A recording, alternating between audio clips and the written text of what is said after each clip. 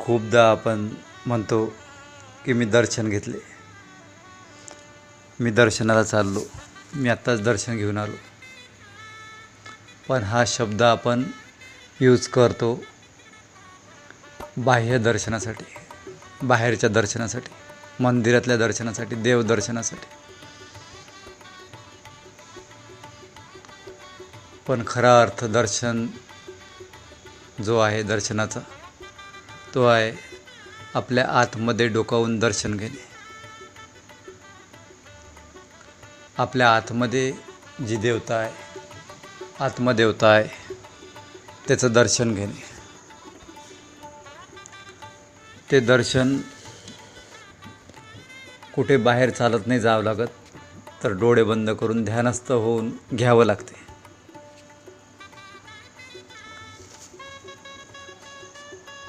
दर्शन करणे म्हणजे आपल्या आतमधल्या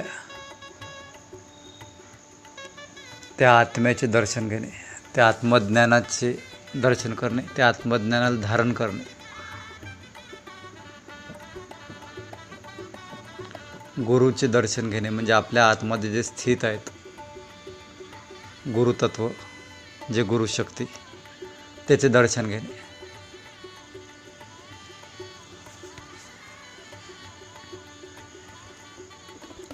तर दर्शन शब्द खूप पवित्र आहे. आता पुढे गुरुपौर्णिमा आहे. गुरुपौर्णिमेनिमित्त आपण सर्व गुरूंचं दर्शन घेऊ, पूजन करू. तर बाह्य दर्शन घेऊन अंतर्दर्शन करू. बाह्य दर्शन अंतर्दर्शनाकडे घेऊन जाते. बाहेर दर्शन करू, पण यात्रा आतमध्ये होईल, आतमधलं दर्शन होईल. तर आत्मबोधाचं हा उत्सव आहे, आत्मबोधाचं हे पर्व आहे, आत्मचिंतनाचं हे पर्व आहे.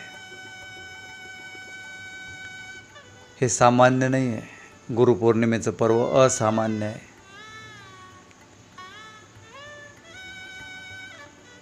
आयुष्यभर ज्या गुरूंनी दुसऱ्यांना मार्ग दाखवला,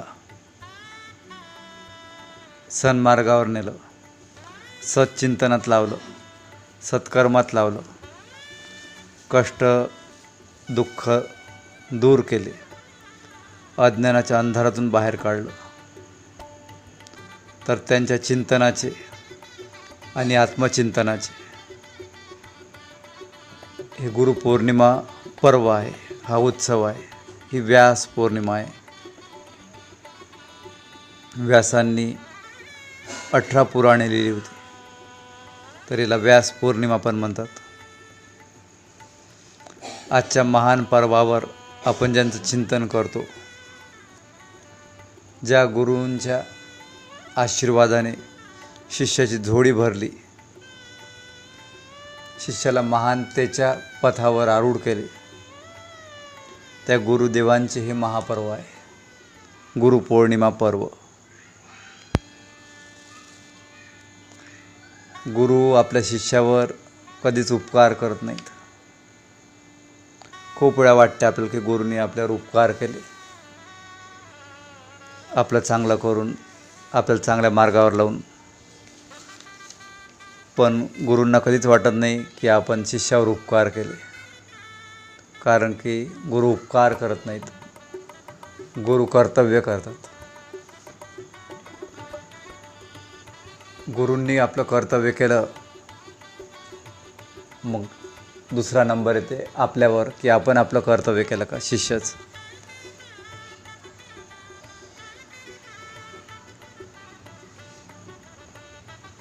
तर आपलं कर्तव्य आहे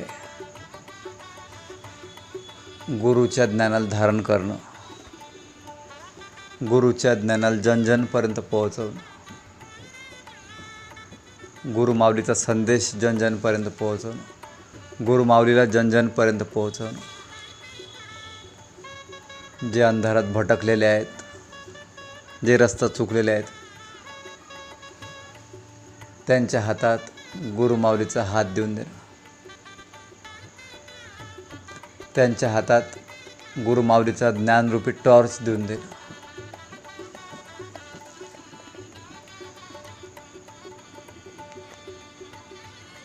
तर तेव्हा समजावं की आपलं दर्शन पूर्ण झालं, जेव्हा आपण आपलं कर्तव्य पूर्ण करू. गुरुने ते कर्तव्य केलं आपलं पूर्ण, त्यांनी दिवा लावला आपला. हा दिवा पण गुरुने लावलेला, तो आपलं कर्तव्य आहे की तो दिवा विझू नाही द्यायचा.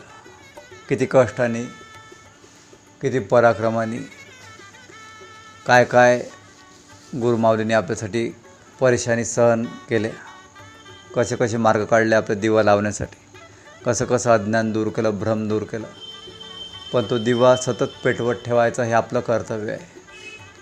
किती तुफान येऊ, शंका, कितीही तुफान येऊ संकटाचं, कितीही तुफान येऊ अश्रद्धेचं, अविश्वासाचं, पण आपला दिवा हा सतत पेटत राहिला पाहिजे, दिवाने विझला पाहिजे. तो श्रद्धेचा दिवा पेटवून ठेवा, तो ज्ञानाचा दिवा पेटवून ठेवा, तो सेवेचा दिवा पेटवून ठेवा. गुरु आपल्या आतमध्ये प्रवेश करतात आणि आपली जी एनर्जी आहे त्या एनर्जीचं लेवल वाढवून देतात. ती कोणती एनर्जी आहे? पॉझिटिव्ह एनर्जी, ती ज्ञानरूपी एनर्जी, ती पवित्रतेची एनर्जी.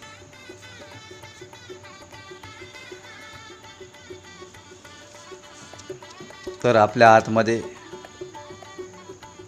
ती ज्योत पेटवून ठेवा आणि गुरुमाऊलींनी दिलेले जे वरदान आहेत त्याचा सदुपयोग करा. गुरुमाऊलींनी जे काही दिलं त्याचा सदुपयोग करा, दुरुपयोग नका करू.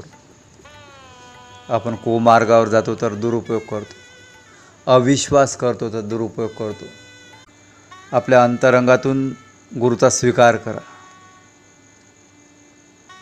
आपल्या अंतरंगातून गुरुची महिमा जाणा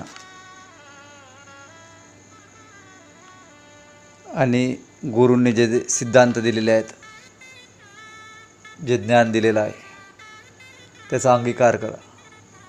आपल्या व्यवहारात त्याला आणा. जिथपर्यंत गुरुचं ज्ञान व्यवहारात येणार नाही, आपल्या जीवनात येणार नाही, आपल्या स्वभावात येणार नाही, आपल्या संस्कारात येणार नाही, तिथपर्यंत आपण गुरुमार्गावर नाही आहे. आपण आपलं कर्तव्य पूर्णपणे इमानदारीने पार पाडत नाही.